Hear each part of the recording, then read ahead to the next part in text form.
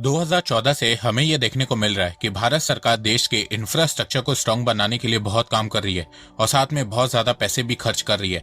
पिछले कुछ सालों में देश में खूब roads, highway, expressway, rail, ports, airports बने हैं, जिससे देश में ट्रांसपोर्ट कनेक्टिविटी स्ट्रांग और स्मूथ हुई है, जिससे देश के बैकवर्ड एरिया भी डेवलप हो रहे हैं।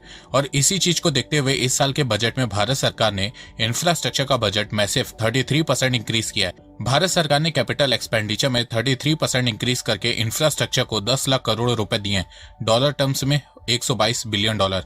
अब इन पैसों को भारत सरकार देश के बड़े बड़े इंफ्रा प्रोजेक्ट में इन्वेस्ट कर रही है, जिससे देश की ग्रोथ तेजी से हो सके और आने वाले समय में यही इंफ्रा प्रोजेक्ट्स इंडियन इकोनॉमी को बहुत तगड़ा बूस्ट देंगे और भारत को $10 ट्रिलियन इकोनॉमी बनने में बहुत ज्यादा हेल्प करेंगे। अब वो इंफ्रा प्रोजेक्ट कौन कौन से हैं, आइए जानते हैं। तो नमस्कार दोस्तों, स्वागत करते हैं आपका चार्जिंग पॉइंट हिंदी में। दोस्तों, आज के इस वीडियो में हम जानेंगे भारत में चल रहे 10 मेगा इंफ्रा प्रोजेक्ट के बारे में, जो भारत को आने वाले समय में $10 ट्रिलियन इकोनॉमी बनने में बहुत हेल्प करने वाले हैं। तो जानने के लिए जुड़े रहिए आप इस वीडियो के साथ।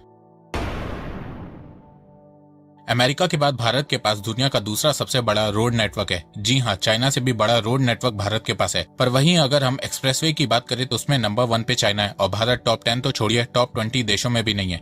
भारत के रोड नेटवर्क में नेशनल हाईवे का परसेंटेज सिर्फ 2% है। तो भारत की इसी कमी को पूरा करने के लिए भारत सरकार ने भारतमाला परियोजना की शुरुआत की है। इस प्रोजेक्ट की नींव 31 जुलाई 2015 को रखी गई थी। इस प्रोजेक्ट के तहत देश भर में 83,677 किलोमीटर रोड बनाने का फैसला लिया गया, जिसमें हाईवे और एक्सप्रेसवे इंक्लूडेड है। पहले फेज में 34,800 किलोमीटर का रोड, हाईवे और एक्सप्रेसवे को बनाया जाएगा। फेज 1 की टोटल कॉस्ट $87 बिलियन है। पहला फेज कंप्लीट करने की डेट 2022 रखी गई थी, पर पेंडेमिक के चलते यह प्रोजेक्ट 2 साल के लिए डिले हो गया और अब उम्मीद लगाई जा रही है कि 2024 तक भारतमाला का फेज 1 कंप्लीट हो जाएगा। वैसे भारतमाला प्रोजेक्ट पे बहुत तेजी से काम भी हो रहा है। भारत ने 18 घंटों में 25.54 किलोमीटर का 4 लेन हाईवे बना के वर्ल्ड रिकॉर्ड बना दिया है। वैसे भारत सरकार भारतमाला का फेज 2 भी शुरू करने का प्लान बना रही है। फेज 2 में 3 लाख करोड़ रुपए असाइन किए गए हैं, जिसके चलते 5,000 किलोमीटर के एक्सप्रेसवे और हाईवे बनाए जाएंगे। भारतमाला परियोजना के जरिए से पूरे देश में रोड कनेक्टिविटी बहुत ज्यादा इंप्रूव हो जाएगी, ट्रैवलिंग स्पीड बढ़ेगी, लॉजिस्टिक कॉस्ट में कमी आएगी। अभी भारत में लॉजिस्टिक कॉस्ट 16 से 18% है, पर भारतमाला जैसे ही कंप्लीट हो जाएगा लॉजिस्टिक कॉस्ट गिर के 6 से 8% पे आ जाएगी, जिससे बहुत से प्रोडक्ट की प्राइस में भी कमी आएगी। लॉजिस्टिक कॉस्ट में कमी आने से भारत का इंटरनेशनल ट्रेड भी बढ़ेगा। कम प्राइस में Bharat made in India product को सस्ते दामों में आसपास के देशों में बेच सकेगा। इसके अलावा भारतमाला प्रोजेक्ट से मैन्युफैक्चरिंग सेक्टर को भी बहुत ज्यादा बूस्ट मिलेगा। स्मॉल और मीडियम बिजनेसेस को फायदा होगा, बहुत सी जॉब्स जनरेट होंगी। भारतमाला प्रोजेक्ट के अंडर 22 मिलियन नौकरियां जनरेट होंगी। ये नौकरियां सिर्फ मजदूरों के लिए नहीं होंगी, बहुत सी ऑपरेशनल मैनेजमेंट जॉब भी होंगी। उसके अलावा जो कंपनीज इस प्रोजेक्ट में पार्ट लेंगी वहां पे भी जॉब्स जनरेट होंगी। भारतमाला प्रोजेक्ट के थ्रू देश के बैकवर्ड एरियाज भी डेवलप होने लगेंगे। जब सरकार बैकवर्ड एरिया में रोड बनाती है तो उससे अपने आप ही बैकवर्ड एरिया के लोगों के लिए एम्प्लॉयमेंट का रास्ता खुल जाता है, बिजनेस का रास्ता खुल जाता है। तो देखा जब भारतमाला प्रोजेक्ट आने वाले समय में भारत को $10 ट्रिलियन इकोनॉमी बनने में बहुत ज्यादा इंपॉर्टेंट रोल प्ले करने वाला है। भारत जब आजाद हुआ था तब देश में 85% फ्रेट ट्रांसपोर्टेशन रेलवे के थ्रू होता था और बाकी का 15% फ्रेट ट्रांसपोर्टेशन रोड के थ्रू होता था। पर जैसे जैसे समय बीतता गया, रेलवे से फ्रेट ट्रांसपोर्टेशन का शेयर कम होता गया और रोड ट्रांसपोर्टेशन का शेयर बढ़ता गया। आज की बात करें तो भारत में रेलवे के थ्रू फ्रेट ट्रांसपोर्टेशन 30% हो गया और रोड के थ्रू फ्रेट ट्रांसपोर्टेशन 60% तक बढ़ गया। 75 सालों में पूरी तरह से उलटफेर हो गया। तो इसी चीज को ठीक करने के लिए भारत सरकार ने डेडिकेटेड फ्रेट कॉरिडोर DFC की शुरुआत करी है। Dedicated freight corridor DFC Bharat की आजादी के बाद का अब तक का सबसे बड़ा रेलवे प्रोजेक्ट है। इससे न केवल माल ढुलाई सस्ती होगी बल्कि समय पर भी होगी। DFC प्रोजेक्ट की शुरुआत 2006 में हुई थी, पर पहला कंस्ट्रक्शन कॉन्ट्रैक्ट 7 साल बाद 2013 में दिया गया था। पर असल में 2014 के बाद इस कॉरिडोर में काम तेजी से होने लगा। DFC बनने से भारत को बहुत फायदा होगा। सबसे पहले भारत में लॉजिस्टिक की कॉस्ट कम हो जाएगी। अभी देश में मालगाड़ियों के लिए प्रॉपर ट्रैक नहीं है, जिससे मालगाड़ियों को 2-2 दिनों तक के लिए रोक दिया जाता है, जिससे टाइम और पैसा दोनों बढ़ने लगता है, जिससे प्रोडक्ट की प्राइस भी बढ़ने लगती है। पर फ्रेट कॉरिडोर बन जाने के बाद फ्यूचर में मालगाड़ियां टाइम पर पहुंचेंगी और इससे लॉजिस्टिक कॉस्ट भी कम होने लगेगी। DFC के बन जाने से मालगाड़ियों की स्पीड 80 से 100 किलोमीटर पर आवर की हो जाएगी, जो अभी 20 से 25 किलोमीटर पर आवर है। इसके अलावा मालगाड़ियों की कैपेसिटी भी इंक्रीज होगी। DFC को एनवायरमेंट फ्रेंडली भी बनाया जा रहा है। DFC के रूट को इलेक्ट्रिफाइड किया जा रहा है, जिससे फ्यूल की कॉस्ट में कमी आएगी और पॉल्यूशन भी कम होगा। DFC के बन जाने से बहुत सी जॉब्स जनरेट होंगी, क्योंकि DFC का अलग रूट होगा, अलग प्लेटफॉर्म होगा, अलग मैनेजमेंट सिस्टम होगा, जिससे रेलवे में बहुत सी न्यू जॉब्स जनरेट होती हुए देखने को मिलेगी। इसके अलावा DFC इंडियन इकोनॉमी को भी बूस्ट देगा। फ्रेट कॉरिडोर बनने से भारत में ease of doing business increase होगा। फ्रेट कॉरिडोर के आसपास बहुत से न्यू बिजनेस और इंडस्ट्री सेटअप होने लगेंगे और साथ में रेलवे की रेवेन्यू भी इंक्रीज होगी, क्योंकि DFC की मदद से 2030 तक देश का 50% फ्रेट ट्रांसपोर्टेशन रेलवे के थ्रू होने लगेगा। सकेगा। तो डीएफसी के कंप्लीट होने से भारत की अर्थव्यवस्था को बहुत फायदा होगा और ये आपको आने वाले कुछ सालों में ही देखने को मिल जाएगा। भारत दुनिया की एक ऐसी जगह पे स्थित है जहां पे इंडियन ओशन के थ्रू वर्ल्ड का 13% ट्रेड होता है और एक अनुमान लगाया गया कि 2025 तक ये 16% तक हो जाएगा। भारत का लगभग 90% ट्रेड इंडियन ओशन के रूट के जरिए से होता है, पर भारत इंडियन ओशन के रूट को पूरी तरह से यूटिलाइज नहीं कर पा रहा है और इसी प्रॉब्लम को सॉल्व करने के लिए भारत सरकार ने सागरमाला पद योजना की शुरुआत की है। सागरमाला प्रोजेक्ट का पहला प्रस्ताव 2003 में अटल बिहारी वाजपेयी जी के द्वारा रखा गया था, पर फिर एक साल बाद गवर्नमेंट चेंज हो गई और ये प्रोजेक्ट पोस्टपोन हो गया। पर फिर 12 साल बाद मोदी सरकार ने 31 जुलाई 2015 को मेक इन इंडिया के तहत सागरमाला प्रोजेक्ट की नींव रखी। सागरमाला प्रोजेक्ट का मेन एम भारत के 7,516 किलोमीटर लंबे कोस्टलाइन और 14,500 किलोमीटर पोटेंशियल वाटरवेज और मेजर इंटरनेशनल सी रूट्स को डेवलप करना है और साथ में भारत के पोर्ट्स को मॉडर्नाइज करना है और नए पोर्ट्स को बनाना है, जिससे भारत का लॉजिस्टिक सेक्टर इंप्रूव हो सके। भारत 90% ट्रेड पोर्ट के जरिए से करता है और साल दर साल भारत का ट्रेड भी बढ़ता जा रहा है, जिससे भारत के पोर्ट्स पे बोझ बढ़ता जा रहा है। तो इस बोझ को कम करने के लिए भारत सरकार सागरमाला की मदद से देश में नए पोर्ट्स बनवा रही है और साथ में पुराने पोर्ट्स को मॉडर्नाइज कर रही है, जिससे देश में लॉजिस्टिक कॉस्ट, ट्रांसपोर्टेशन कॉस्ट कम हो सके और भारत का ट्रेड बढ़ सके। सागरमाला का मकसद भारत में शिपिंग सेक्टर को डेवलप करना, पोर्ट्स को मॉडर्नाइज करना और साथ में पोर्ट्स के आसपास स्पेशल इकोनॉमिक जोन बनाना है। अब आप पूछोगे कि सागरमाला प्रोजेक्ट से अब तक भारत को क्या फायदा हुआ है, तो जहां 2014 में भारत के पोर्ट्स का टर्न अराउंड टाइम 44.7 आवर्स का था, जो 2022 में गिर के 26.58 आवर्स का हो गया। पोर्ट्स टर्न अराउंड टाइम का मतलब यह है कि पोर्ट में जो शिप आती है वो कितने टाइम में सारे माल को अनलोड करती है और नए माल को लोड करती है। जिस देश का पोर्ट टर्न अराउंड टाइम जितना कम होता है, उस देश का ट्रेड उतना ही तेजी से बढ़ता है। तो पिछले 7 साल में आप देख सकते हैं कि सागरमाला प्रोजेक्ट की मदद से भारत के पोर्ट का टर्न अराउंड टाइम 18 घंटे कम हुआ है। वैसे भारत सरकार पोर्ट टर्न अराउंड टाइम को 16 से 18 घंटे करना चाहती है, ताकि एक दिन से कम समय में ही पोर्ट से माल लोड और अनलोड हो सके। जैसे ही सागरमाला प्रोजेक्ट पूरी तरह से कंप्लीट हो जाएगा, उसके बाद से भारत सरकार को हर साल लॉजिस्टिक में 40,000 करोड़ रुपए की बचत होगी। सागरमाला प्रोजेक्ट के कंप्लीट होने के बाद हमारे देश के लॉजिस्टिक सेक्टर की तस्वीर ही बदल जाएगी, साथ में मैन्युफैक्चरिंग सेक्टर को भी बहुत ज्यादा बूस्ट मिलेगा। सागरमाला प्रोजेक्ट की मदद से पोर्ट्स को डेडिकेटेड फ्रेट कॉरिडोर, भारतमाला और भी बहुत से इंडस्ट्रियल कॉरिडोर के साथ कनेक्ट किया जाएगा, जिससे देश में कहीं पे भी प्रोडक्ट बनेगा वो आसानी से पोर्ट पहुंचेगा और फिर तुरंत एक्सपोर्ट हो जाएगा, जिससे भारत का एक्सपोर्ट भी बढ़ेगा। एक अनुमान लगाया गया है कि सागरमाला प्रोजेक्ट के चलते भारत का एक्सपोर्ट $110 बिलियन तक बढ़ जाएगा। इसके अलावा सागरमाला प्रोजेक्ट से देश में 10 मिलियन डायरेक्ट और इनडायरेक्ट जॉब्स भी जनरेट होंगी। तो सागरमाला प्रोजेक्ट भारत को $10 ट्रिलियन इकोनॉमी बनने में भी बहुत हेल्प करने वाला है। इंडियन रेलवे की सबसे बड़ी प्रॉब्लम पैसेंजर ट्रेन है। इंडियन रेलवे का रेवेन्यू 24 से $26 बिलियन के बीच रहता है, जिसमें से 80% रेवेन्यू माल गाड़ियों से होता है और 20% रेवेन्यू पैसेंजर ट्रेन से होता है। इंडियन रेलवे को माल गाड़ियों से बहुत ज्यादा प्रॉफिट होता है, पर पैसेंजर ट्रेन में हैवी लॉस होता है, जिससे इंडियन रेलवे ओवरऑल लॉस में ही होती है। भारत सरकार पैसेंजर ट्रेन पे बहुत ज्यादा पैसा खर्च करती है, पर पैसेंजर ट्रेन से कमाई बहुत कम होती है।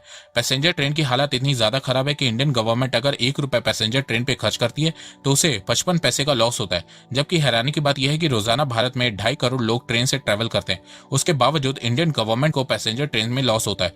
तो इसी लॉस को कम करने के लिए भारत सरकार वंदे भारत ट्रेन को पूरे देश में चलाना चाहती है, जिससे इंडियन रेलवे प्रॉफिट में आ सके। वंदे भारत ट्रेन एक semi high speed modern train है जो पूरी तरह से भारत में बनी हुई है। भारत ने वंदे भारत ट्रेन को दुनिया के मुकाबले 40% सस्ता बनाया। अगर ऐसी ट्रेन भारत यूरोप से इंपोर्ट करता तो उसे 40% एक्स्ट्रा पैसे देने होते। भारत को एक वंदे भारत ट्रेन की कॉस्ट सिर्फ 130 करोड़ रुपए पड़ रही है। इसके अलावा वंदे भारत ट्रेन बहुत प्रॉफिटेबल भी है। 2020 में जब वंदे भारत ट्रेन ने 1 साल कंप्लीट किया था, तब उस समय इंडियन रेलवेज ने बताया था कि वंदे भारत ने 1 साल में 92 करोड़ रुपीस का प्रॉफिट दिया। उस समय वंदे भारत ट्रेन का फर्स्ट वर्जन को बनाने में 100 करोड़ रुपए खर्च हुए थे और इस ट्रेन ने अपनी कॉस्ट लगभग 1 साल में ही निकाल दी थी। तो इन सब कारणों की वजह से भारत सरकार वंदे भारत को पूरे देश में लॉन्च करने का प्लान बना रही है। वंदे भारत कॉस्ट इफेक्टिव है, स्पीड भी इंप्रूव हो रही है और सबसे बड़ी बात यह है कि मेड इन इंडिया है। अभी इस समय वंदे भारत 13 रूट पे चल रही है, पर इस साल के एंड तक इसे 75 न्यू लोकेशन में चलाने का प्लान बनाया जा रहा है और 2030 तक 400 लोकेशन पे वंदे भारत ट्रेन को चलाने का प्लान बनाया जा रहा है। तो अगर भारत में 400 वंदे भारत ट्रेन चल जाती है तो इससे इंडियन रेलवेज को बहुत प्रॉफिट होने लगेगा और फिर इससे इंडियन रेलवेज और इंडियन इकोनॉमी को बहुत फायदा होगा। 4 धाम प्रोजेक्ट उत्तराखंड के यमुनोत्री, गंगोत्री, बद्रीनाथ और केदारनाथ को आपस में जोड़ेगा। इस प्रोजेक्ट की एस्टिमेटेड कॉस्ट 12,000 करोड़ रुपए। इस प्रोजेक्ट के चलते लगभग 900 किलोमीटर की ऑल वेदर रोड बनाई जा रही है। इस प्रोजेक्ट का शिलान्यास खुद प्रधानमंत्री श्री नरेंद्र मोदी जी ने 27 दिसंबर 2016 को देहरादून में किया था। पीएम मोदी ने इनॉग्रेशन के समय कहा था कि यह प्रोजेक्ट उन सभी लोगों को समर्पित है जिन्होंने 2013 के केदारनाथ डिजास्टर में अपनी जान गंवाई थी। इस प्रोजेक्ट के अंदर 132 bridge, 25 high flood level bridge, 2 tunnel, 145 बस बे, 9 truck base, 18 road amenities, helipad और 13 बाईपास और एलिवेटेड कॉरिडोर्स बनाए जा रहे हैं, जिससे सिटीज के बीच ट्रैफिक जाम ना हो। लैंडस्लाइड से बचने के लिए steel net, soil nailing, gabion wall भी बनाई जा रही है। ये प्रोजेक्ट 2019 तक कंप्लीट हो जाना था, पर कोविड पैंडेमिक के चलते ये प्रोजेक्ट अपनी टाइम से बहुत ज्यादा डिले चल रहा है और अब कहा जा रहा है कि दिसंबर 2024 तक ये प्रोजेक्ट कंप्लीट हो जाएगा। ये इंफ्रा प्रोजेक्ट देश की इकोनॉमी के साथ साथ देश की सिक्योरिटी के लिए भी बहुत ज्यादा जरूरी है। इस प्रोजेक्ट के कंप्लीट होने से भारत को बहुत ज्यादा फायदा होगा। सबसे पहले उत्तराखंड में टूरिज्म बढ़ेगा, वहाँ के लोगों को रोजगार मिलेगा, उत्तराखंड की कनेक्टिविटी इंप्रूव होगी, जिससे यात्रियों को पहाड़ी इलाकों में जाने में काफी आसानी होगी, रोड एक्सीडेंट कम होंगे, उत्तराखंड में टूरिज्म इंक्रीज होगा, जिससे ओवरऑल इंडिया की टूरिज्म इकोनॉमी इंक्रीज होगी। इस प्रोजेक्ट के कंप्लीट हो जाने के बाद इंडियन आर्मी उत्तराखंड से चाइना की हर गतिविधि पर नजर रख पाएगी। उत्तराखंड की सीमा तिब्बत के साथ 345 किलोमीटर की है। इसके अलावा 4 धाम को कनेक्ट करने के लिए 327 किलोमीटर की रेल लाइंस भी बनाई जा रही हैं, जो उत्तराखंड के चारों धामों को आपस में कनेक्ट करेगी। 4 धाम प्रोजेक्ट से टूरिज्म और नेशनल सिक्योरिटी दोनों को फायदा होगा। भारत में पहली मेट्रो कोलकाता में 1984 में चली थी। 2014 तक भारत के सिर्फ 4 सिटीज में मेट्रो थी, Kolkata, Delhi, Bengaluru, Gurugram.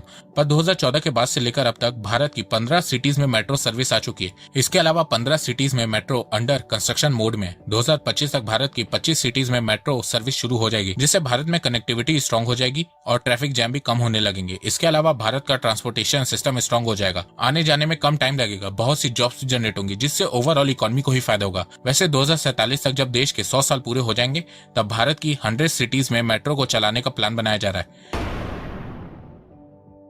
DMIC Delhi Mumbai industrial corridor Bharat का एक इंडस्ट्रियल डेवलपमेंट प्रोजेक्ट है, जिसका मेन एम भारत की राजधानी दिल्ली को आर्थिक राजधानी मुंबई से जोड़ना है। ये कॉरिडोर अपने रास्ते में पड़ने वाले 6 राज्य यूपी, हरियाणा, राजस्थान, मध्य प्रदेश, गुजरात, महाराष्ट्र को कवर करेगा। ये कॉरिडोर लगभग 1500 किलोमीटर लंबा है। इस कॉरिडोर में 24 industrial region, 8 smart cities, 2 international airport, 5 power project, 2 mass rapid transit system और 2 लॉजिस्टिक हब भी बनाने का प्लान है। इस प्रोजेक्ट की स्थापना 2006 में हुई थी और इस प्रोजेक्ट में भारत का साथ जापान भी दे रहा है। इस प्रोजेक्ट की कॉस्ट $100 बिलियन है, जिसके लिए जापान और भारत बराबर इन्वेस्ट कर रहे हैं। जापान ने इस प्रोजेक्ट के लिए भारत को सिर्फ 0.1% की इंटरेस्ट रेट पे 40 सालों के लिए लोन दिया है, जिससे इंडियन इकोनॉमी पे कोई भी नेगेटिव इंपैक्ट नहीं आने वाला है। इस कॉरिडोर के बन जाने के बाद सबसे ज्यादा फायदा प्रोडक्शन और ट्रांसपोर्टेशन सेक्टर को होगा। एक तरफ जहां कॉमर्शियल ट्रांसपोर्टेशन सस्ता होगा, वहीं दूसरी तरफ फ्रेट चार्जेस में भी कमी आएगी। मुंबई ट्रांस हार्बर लिंक 6 लेन फ्रीवे ग्रिड रोड ब्रिज होगा, जिसकी लेंथ 22 किलोमीटर होगी, 16.5 किलोमीटर सी ब्रिज और 5.5 किलोमीटर लैंड ब्रिज। इस प्रोजेक्ट की कॉस्ट 14,260 करोड़ रुपीस, लगभग $2 बिलियन के आसपास है और ये प्रोजेक्ट 2023 तक कंप्लीट हो जाएगा। ब्रिज के बनने के बाद ये भारत का सबसे लॉन्गेस्ट सी ब्रिज होगा। इस ब्रिज पे 70,000 से ज्यादा गाड़ियां एक साथ चल सकेंगी और maximum speed 100 kilometre per hour की होगी। इस ब्रिज से मुंबई प्रॉपर तरीके से कनेक्ट हो जाएगा, जिससे मुंबई के साथ साथ महाराष्ट्र की इकोनॉमिक ग्रोथ बढ़ेगी। दोस्तों, ये टनल 11,578 फीट ऊंचाई पर श्रीनगर कारगिल लेह नेशनल हाईवे पर बनाया जा रहा है। इस टनल की लेंथ 14.5 किलोमीटर है। जब ये टनल बन जाएगा तो ये एशिया का सबसे बड़ा टनल होगा। इस प्रोजेक्ट की कॉस्ट 6,800 करोड़ रुपए है और ये 2025 तक बनकर तैयार हो जाएगा। इस टनल के बनते ही श्रीनगर से ले जाने में लगने वाला 3.5 घंटे का सफर सिर्फ 15 मिनट में ही पूरा हो जाएगा। इस टनल से लद्दाख और कश्मीर का टूरिज्म बढ़ेगा, कम टाइम में लोग आ जा सकेंगे, व्यापार बढ़ेगा और साथ में ये टनल नेशनल सिक्योरिटी के लिए भी बहुत फायदेमंद होगा। इस टनल से लद्दाख में चीन और कारगिल में पाकिस्तान से लगी सीमा तक सैनिकों का पहुंचना बहुत आसान हो जाएगा। इस टनल से इकोनॉमी और नेशनल सिक्योरिटी दोनों को फायदा होगा।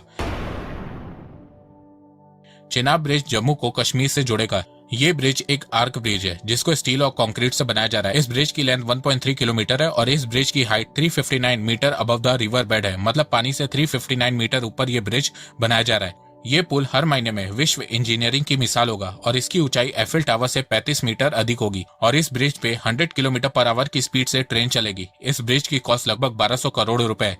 ये ब्रिज हिमालयन एरिया में बनाया जा रहा है, तो क्लाइमेट कंडीशन को देखते हुए इस ब्रिज में ज्यादा से ज्यादा स्टील का यूज हो रहा है, ताकि ये ब्रिज -20 डिग्री सेल्सियस तक के टेम्परेचर में भी टिका रहे और 260 किलोमीटर तक की हवा को आराम से झेल सके और 8 मैग्नीट्यूड तक के अर्थक्वेक को आराम से सह ले। इस ब्रिज में लगभग 2400 टन स्टील का यूज हो रहा है। इस ब्रिज के बन जाने के बाद जम्मू कश्मीर में कनेक्टिविटी स्ट्रांग हो जाएगी, जिससे जम्मू कश्मीर का टूरिज्म बहुत तेजी से इंक्रीज होगा और फिर इससे ओवरऑल इंडिया की इकोनॉमी ही ग्रो होगी। तो दोस्तों ये है भारत के टॉप 10 इंफ्रा प्रोजेक्ट जो आने वाले समय में भारत को $10 ट्रिलियन इकोनॉमी बनने में बहुत ज्यादा हेल्प करने वाले हैं। पर देखो ऐसा नहीं है कि जब ये इंफ्रा प्रोजेक्ट कंप्लीट हो जाएंगे तो ही इससे इंडियन इकोनॉमी को फायदा होगा। जैसे जैसे इन प्रोजेक्ट के कुछ पार्ट्स या फेज कंप्लीट होंगे उससे देश में इकोनॉमिक एक्टिविटी बढ़ती रहेगी, जिससे इंडियन इकोनॉमी को फायदा होता रहेगा।